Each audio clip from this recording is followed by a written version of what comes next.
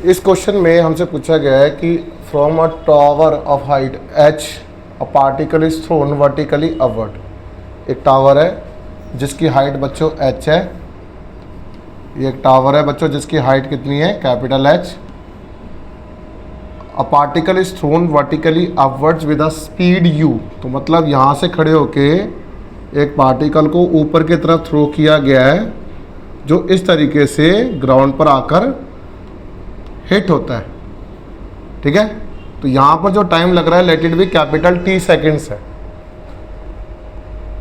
Hit the ground is an time that taken by it to reach the highest point. जो यहाँ से यहाँ तक का जो टोटल टाइम है वो बच्चों वो किसके बराबर है? इन्होंने क्या बोला, दोबारा पढ़िए। कहता है कि a particle is thrown vertically upward with the speed u, the time taken by the particle to hit the ground, that is capital T, is n times है of that taken by it to reach the highest point।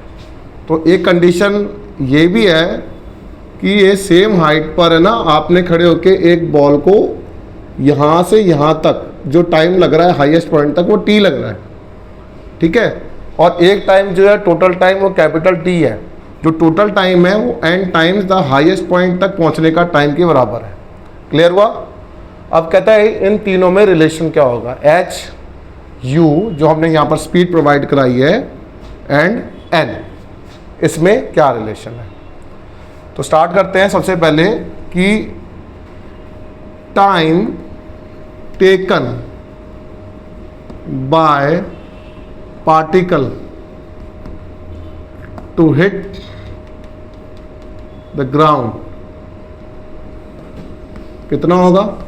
तो we can से s हो जाएगा ut plus of half at square.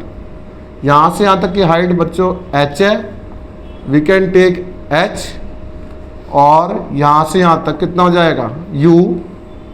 Time कितना हो जाएगा बच्चे, capital T plus half, यहाँ पर आ जाएगा minus half g into capital T का स्क्वायर।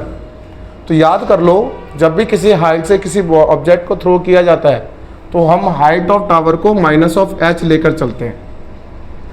ठीक है, अगर यहाँ तक क्लियर होता है तो वी कैन से कि जो ये T है वो n टाइम्स T की भी बराबर है ना, n टाइम्स T की भी बराबर है।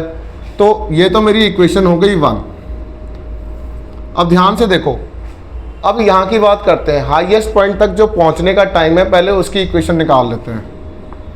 अब मान लेते हैं इसको A टू B मान लेते हैं। ठीक है, from A to B V equals to U plus AT लगा लीजिए। फाइनल वेलोसिटी 0 है, इनिशियल वेलोसिटी U लेंगे माइनस ऑफ GT ले लेंगे। क्लियर?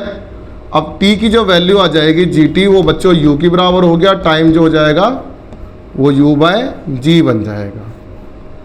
ये हो गई इक्वेशन नंबर 2। अगर मैं ये वाला टाइम की वैल्यू यहाँ पुट कर दूँ तो we can say N U by G बन जाएगा, ये वाला टाइम। ठीक है ना, इस वाले T को हमने यहाँ पुट कर दिया, N U बाय G बन गया। अब कैपिटल T की जो वैल्यू है बच्चों वो N U बाय G है, तो जिसको मैं इस वाली इक्वेशन में इक्वेट कर दूंगा। तो we can say minus of H which is equal to U N U by G minus of half G N square U square by G square. एक G से G कैंसिल आउट हो जाएगा, T square था ना। तो we can say minus of H N U square by G minus half N square U square by G। तो बच्चे जो कॉमन निकल रहा है वो वाला पार्ट हम कॉमन निकाल लेंगे। तो यहाँ पर N भी कॉमन निकल रहा है, G भी कॉमन निकल रहा है और U स्क्वायर भी कॉमन निकल रहा है। तो N U square by G यहाँ पर बन जाएगा दैट इज 1 माइनस ऑफ, यहाँ पर बच जाएगा N बाय 2। क्लियर? और ये हो जाएगा बच्चों माइनस H। तो यहाँ पर अगर मैं एलसीएम ले लेता हूँ तो N U square by G 2 minus N divided by यहाँ पर 2 आ गया, है ना।